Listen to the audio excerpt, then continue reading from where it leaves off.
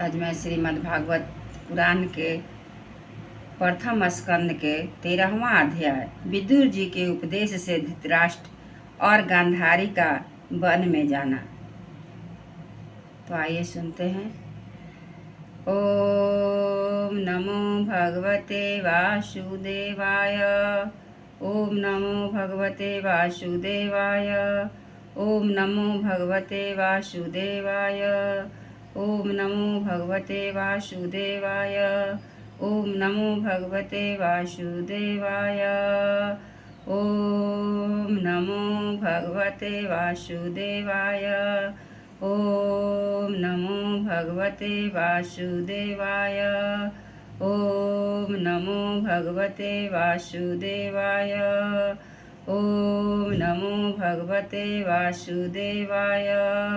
ओम नमो भगवते वासुदेवाय।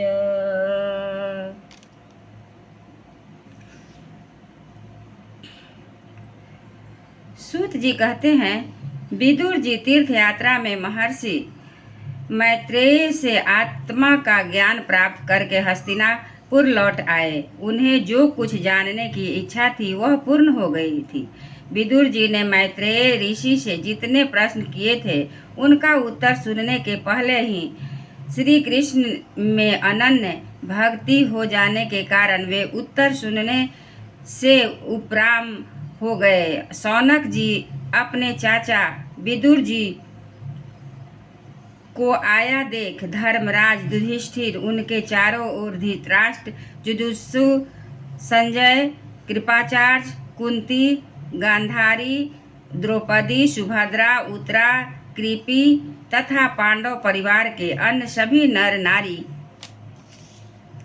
अपने पुत्रों सहित दूसरी स्त्रियां सब के सब बड़ी प्रसन्नता से मानो मृत शरीर में प्राण आ गया हो ऐसा अनुभव करते हुए उनकी अगवानी के लिए सामने गए। यथा जोग आलिंगन और प्रणाम आदि के द्वारा सब उनके से मिले और विरह जनित उत्कंठा से कातर होकर सबने आंसू प्रेम के आंसू बहाए। युधिष्ठिर ने आसन पर बैठाकर उनका यथोचित सत्कार किया। जब वे भोजन एवं विश्राम करके सुखपूर्वक आसन पर बैठ गए तब युधिष्ठिर ने विनय से झुककर सबके सामने ही उनसे कहा।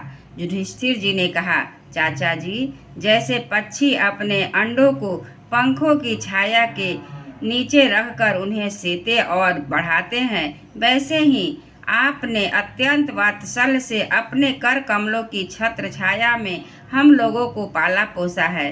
बार बार आपने हमें और हमारी माता को विपदान, विषदान और लाक्षागृह के दाह आदि विपत्तियों से बचाया है। क्या आप कभी हम लोगों की भी याद करते हैं?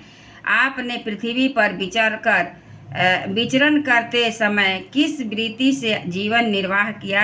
आपने पृथ्वी तल पर किन किन तीर्थों और मुख्य क्षेत्रों का सेवन किया? प्रभु, आप जैसे भगवान प्यारे भक्त स्वयं ही तीर्थ स्वरूप होते हैं। आप लोग अपने हृदय में विराजमान भगवान के द्वारा तीर्थों को भी महातीर्थ बनाते हैं हुए विचरण करते हैं। चाचा जी, आप तीर्थ यात्रा करते हुए द्वारिका भी अवश्य ही गए होंगे।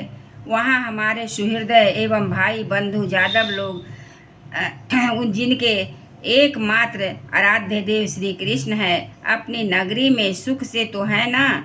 आपने यदि जाकर देखा नहीं होगा तो सुना तो अवश्य होगा। युधिष्ठिर ने इस प्रकार पूछने पर विदुर जी के तीर्थों और यदुवंशियों के संबंध में जो कुछ देखा, सुना और अनुभव किया था सब क्रम से बतला दिया।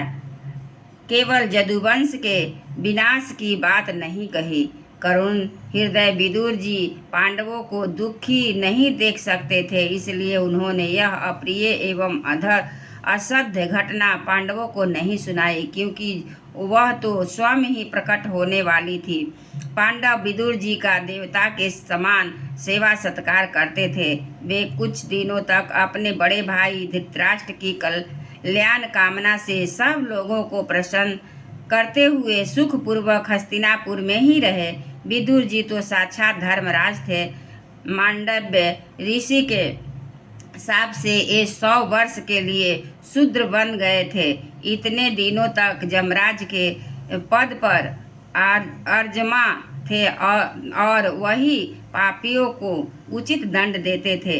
राज प्राप्त हो जाने पर अपने लोकपाल सरीखे भाइयों के साथ राजा युधिष्ठिर वंशधर परीक्षित को देखकर अपने अतुल संपत्ति से आनंदित रहने लगे।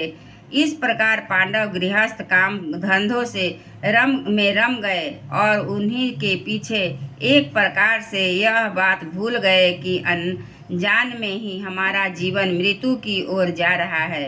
अब देखते देखते उनके सामने वह समय आ पहुंचा जिसे कोई टाल नहीं सकता। परंतु विदुर जी ने काल की गति जानकर अपने बड़े भाई धृतराष्ट्र से कहा, महाराज देखिए, अब बड़ा भयंकर समय आ रहा है। झटपट यहाँ से निकल चलिए। अब सब लोगों के सिर पर वह सर्वसमर्थ काल मंडराने लगा है जिसके टालने का कहीं भी कोई उपाय नहीं है। काल के वशीभूत होकर जीवन का अपने प्रियतम प्राणों से भी बात की बात में विजोग हो जाता है। फिर धन जन आदि दूसरी वस्तुओं की तो बात ही क्या है। अपने आप के चाचा ताऊ भाई सगे संबंधी और पुत्र सभी मारे गए। आपकी उम्र भी ढल चुकी, शरीर बुढ़ापे का शिकार हो गया। आप पराये घर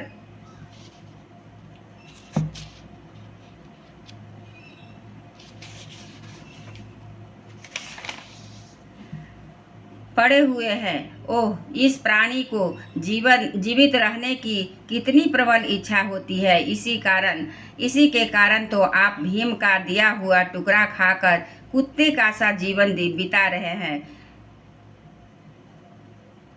जिनको आपने आग में जलाने की चेष्टा की, विष देकर मार डालना चाहा। भरी सभा में जिनकी विवाहिता पत्नी को अपमानित किया, जिनकी भूमि और धन छीन लिए, उन्हीं के अन्न से पले हुए प्राणी को रखने का क्या गौरव है। प्राणों को रखने का क्या गौरव है। आपके आज्ञा की हद हो गई है। अब भी आप जीना चाहते हैं, परंतु आपके चाहने से क्या होगा। पुराने वस्त्र की तरह बुढ़ापे से गला हुआ आपका शरीर आपके न चाहने पर भी छीन हुआ जा रहा है। अब इस शरीर से आपका कोई स्वार्थ सधने वाला नहीं है। इसमें फंसिए मत। इसकी ममता का बंधन काट डालिए। जो संसार के संबंधियों से अलग रहकर उनके अनजान में अपने शरीर का त्याग करता है, वह धीर कहा गया है। चाहे आप अपनी समझ से हो या दूसरे की समझाने से, जो इस संसार को दुख रूप समझकर अपने विरक्त हो जाता है और अपने अंतःकरण से को वंश में अपने हृदय में भगवान का धारण कर संन्यास के लिए घर से निकल पड़ता है, वही उत्तम मनुष्य है। उसके आगे जो समय आने वाला है वह प्रायः मनुष्यों के गुणों को घटाने वाला होगा। इसलिए आप अपने कुटुंबियों से छिपकर उत्तराखंड में चले जाइए। जब छोटे भाई विदुर ने अंधे राजा धृतराष्ट्र को इस प्रकार समझाया, तब उनकी प्रज्ञा के नेत्र खुल गए। वे भाई बंधुओं के सुदृढ़ स्नेह पाशों को काटकर अपने छोटे भाई विदुर के दिखलाए हुए मार्ग में से निकल पड़े। जब परम पतिव्रता सुबल नंदिनी गांधारी ने देखा कि मेरे पति देव तो उस हिमालय की यात्रा कर रहे हैं जो सन्यासियों को वैसा ही सुख देता है जैसा वीर पुरुषों को लड़ाई के मैदानों में अपने शत्रु के द्वारा किए हुए न्यायोचित प्रहार से होता है। जब वे भी उनकी पीछे पीछे चल पड़ी, अजात शत्रु युधिष्ठिर ने प्रातःकाल संध्या वंदन तथा अग्निहोत्र करके ब्राह्मणों को नमस्कार किया और उन्हें तिल गौभूमि तथा सुवर्ण का दान किया। उसके बाद जब वे गुरुजनों की चरण वंदना के लिए राजमहल में गए, तब तब उन्हें धृतराष्ट्र, विदुर और गांधारी के दर्शन नहीं हुए। युधिष्ठिर ने उद्विग्न चित्त होकर वहीं बैठे हुए संजय से पूछा, संजय, मेरे वे वृद्ध और नेत्रहीन पिता धृतराष्ट्र कहाँ हैं? पुत्र शोक से पीड़ित दुखिया माता गांधारी और मेरे परम हितैषी चाचा विदुर जी कहाँ चले गए हैं? ताऊ जी अपने पुत्रों और बंधु बांधवों के मारे जाने से दुखी थे। मैं बड़ा मंदबुद्धि हूँ, कहीं मुझे किसी अपराध की आशंका करने में वे माता गांधारी सहित गंगा जी में तो नहीं कूद पड़े। जब हमारे पिता पांडु की मृत्यु हो गई और हम लोग नन्हे नन्हे बच्चे थे, तब उन्हीं दोनों चाचाओं ने बड़े बड़े दुखों से हमें बचाया था। वे हम पर बड़ा ही प्रेम रखते थे। हाय, वे यहाँ से कहाँ चले गए?